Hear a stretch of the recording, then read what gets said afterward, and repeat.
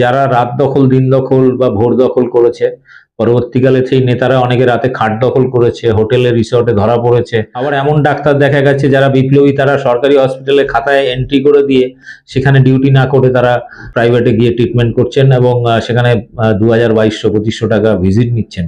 তো তারা আবার এখানে এসে আন্দোলন করছে। দেখুন, পশ্চিমবাংলায় সম্প্রতি যে 6টা কেন্দ্রে নির্বাচন হয়েছে এবং সেই নির্বাচনে তৃণমূল 6-6, বাকিরা 0। বিষয়টা হচ্ছে বিগত কয়েক বছরে তৃণমূল সরকারের বিরুদ্ধে দুর্নীতি থেকে শুরু করে আমরা আরজিকর ইস্যু পর্যন্ত দেখেছি। তার আগে মাঝখানে সন্দেশখালী দেখেছি, ডিএ নিয়ে আন্দোলন ছিল, এসএসসি চাকরি প্রার্থীদের আন্দোলন, দীর্ঘ দুর্নীতি, বিভিন্ন আন্দোলন, বিভিন্ন ধরনের এবং ধর্ষণের মতো ঘটনা, আরজিকরের কেস, সবকিছু নিয়ে সরকারকে চাপে ফেলার চেষ্টা করেছে বিরোধীরা, কিন্তু তারপরে নির্বাচনে গিয়ে কিন্তু সেই ফলটা দেখা যায় না। মূলত এই আন্দোলন করতে গিয়ে যারা বিষয়টা হচ্ছে যে বিষয়টা আমরা দেখছি বিভিন্ন জায়গায়, সেটা হচ্ছে মূলত মিডিয়া তৈরি করা একটা মিডিয়া গিমিক বলা যায়।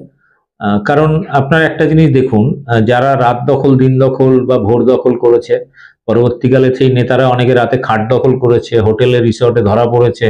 আবার এমন ডাক্তার দেখা গেছে যারা বিপ্লবী, তারা সরকারি হসপিটালে খাতায় এন্ট্রি করে দিয়ে সেখানে ডিউটি না করে তারা প্রাইভেটে গিয়ে ট্রিটমেন্ট করছেন এবং সেখানে 2200-2500 টাকা ভিজিট নিচ্ছেন। তো তারা আবার এখানে এসে আন্দোলন করছেন। বস্তুত আপনাকে বুঝতে হবে যে এই সরকারি পরিষেবার ক্ষেত্রে সবথেকে বেশি মানুষ নির্ভর করে কারা, সেটা হচ্ছে গ্রামের মানুষ। এই আন্দোলনে গ্রামের মানুষ অংশগ্রহণ করেনি। এবারে যে 6টা কেন্দ্রে ভোট হয়েছে সেটা মূলত গ্রাম অঞ্চলে, এবং এই আন্দোলনের প্রভাব গ্রাম অঞ্চলে পড়েনি। আর এই আরেকটা সবথেকে বড় ব্যাপার হচ্ছে তৃণমূল কংগ্রেসের ভিতরে দুর্নীতি বা নানান রকম অভিযোগ তার বিরুদ্ধে, তা সত্ত্বেও দেখবেন যে বিপদে, আপনার সুখে দুঃখে আপনার পাড়ার কোনো পার্টির নেতাদের কাছে পায় না, মানুষ কিন্তু তৃণমূলকে পায়।